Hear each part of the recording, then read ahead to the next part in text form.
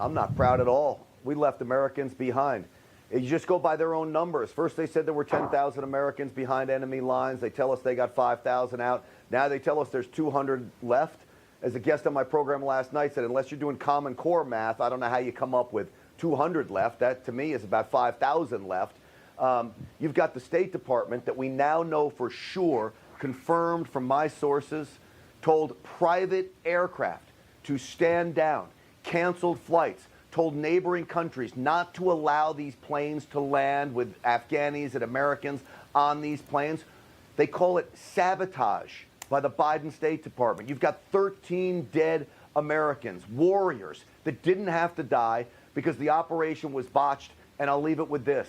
The State Department pushed out Afghani refugees moments before that suicide bomb went off.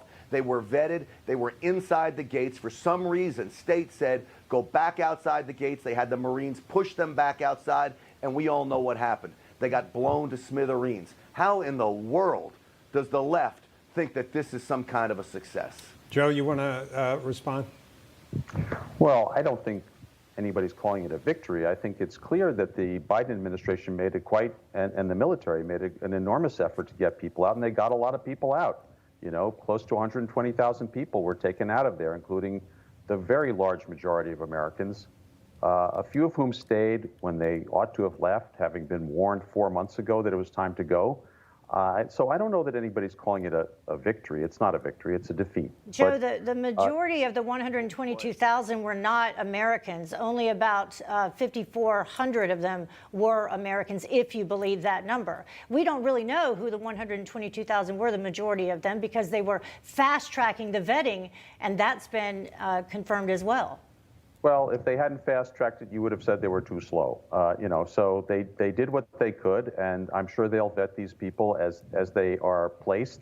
And meanwhile, you know, as far as the State Department's been able to tell, Afghanistan's a difficult place to track people, but they have gotten the vast majority of Americans out.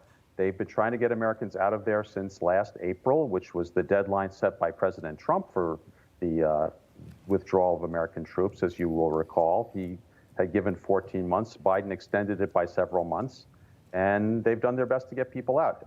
Moreover, you know, they've conducted a diplomatic effort to get the Taliban to agree to let other Afghans and all the Americans out, and they've agreed to that. No, so we'll see. They're not doing that. Diplomatic effort. Can I tell you something, Joe? A diplomatic effort. A diplomatic effort, Joe. A diplomatic effort with the group, the terror organization that harbored the 9/11 hijackers and the mastermind. Grant, this is a terror organization that was flying people hanging from Black Hawk helicopters yesterday. Grant, what was President Trump doing with the Taliban? It was a diplomatic effort, wasn't it? It went on, and he praised them to the sky. We He's had going to invite them to Camp David. Last I checked, so he thought a diplomatic effort was going to work with them. Last I checked, Joe, under President Trump, we had complete control of Afghanistan. Let me give you one more story about the left's big success in Afghanistan. Excuse me. I've got one more story from you, the big success in Afghanistan. You've got these elite, retired military Green Berets, Navy SEALs trying to rescue Americans. Still there at this moment. Do you know who's calling them? Orange Group from the CIA, highly classified organization, calling them for help to get them out.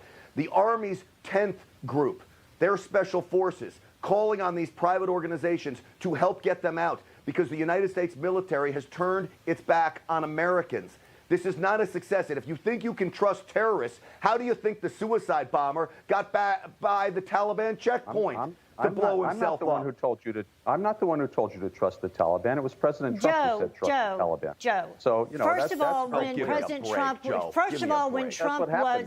President Trump was negotiating with the Taliban, Bagram Air Force Base was open, and part of the negotiation was to continue and work out of Bagram Air Force Base until we had started evacuating people. And as far as the Taliban, I've been trying to work with two families that worked with the United States who are stuck there right now, and they will be killed by the Taliban, and they know it.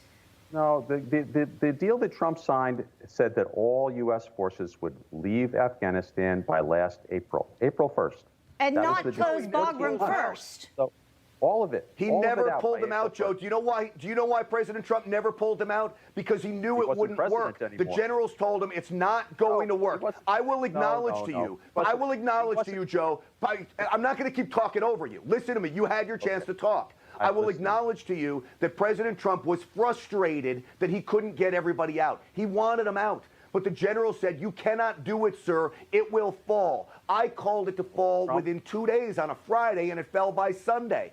They I should have don't know known where this you was get going to that. happen. You know what- And, you know and what by Trump the way, actually President said Trump publicly. threatened, hold on, Joe, one more point. Yeah. One more point. Okay. President Trump threatened to blow the smithereens off the Taliban if they made a move on civilians, and the Taliban believed it. Okay. What President Trump said, I've tied Biden's hands. He can't go back on the deal I made. He said that publicly. Very clear. But he did go back on the did, what he deal. tried to do- Trump made. He went back on building the wall. He went back on remain in Mexico. What's stopping him But from I'm- going back on this deal? Because it would have put Americans in grave danger. The whole deal that Trump made. The wall did. was to- Remain was to- in Mexico wait a minute. did. You asked He me- does a you asked great me to job let of me- putting people in danger. You asked me to let you talk.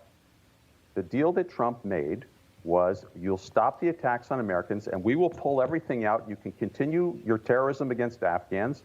You can continue your war against the Afghan government. You can continue your war against the not the Afghan army deal. as long as you don't touch Americans. was not the And deal that at was the all. deal Trump made. That is, Yes, see, that's this is what we exactly get. the deal We get Trump made. lies. No. We get absolute lies. It's not a lie. We get That's lies. a fact. Joe, that's How do not you a fact. argue That's against not lies? true. That's not true. What is not true? That is not true. The negotiations that Continue were your happening. terror against Yeah. Afghans. That was written in the deal. Continue Well, there was no your terror rule against them doing Afghans. it. I don't in think other words, so, Joe. you could Come continue. on. You can continue what you're doing as long as you leave Americans alone, and we're going to leave in May. Here's what I know. Or April 1st, Here's what I actually. know. That's what we're President doing. Biden is the one that's in Whatever office. happens He's going to after address that, the country the any Americans have second nothing now, to do Joe. with. So we'll hear what he has to say. We have 13 Americans dead. We have dozens others injured. You And we have have many more Americans Americans still than that trying dead. to get out. That's what Yeah, I we know. had many more Americans than that dead, and a lot All of right. it happened on Trump's watch. So let's just be Grant- clear about that. Grant Stinchfield and Joe Conason, thank you both very much for joining us. Hey, I'm Rob Finnerty. Thanks for watching. If you enjoyed this video, please join the conversation in the comments below. Don't forget to subscribe, too. Hit the bell icon to be alerted to breaking news. And remember, there's a whole lot more on Newsmax TV, America's fastest growing cable news network. Newsmax TV, where real news for real people.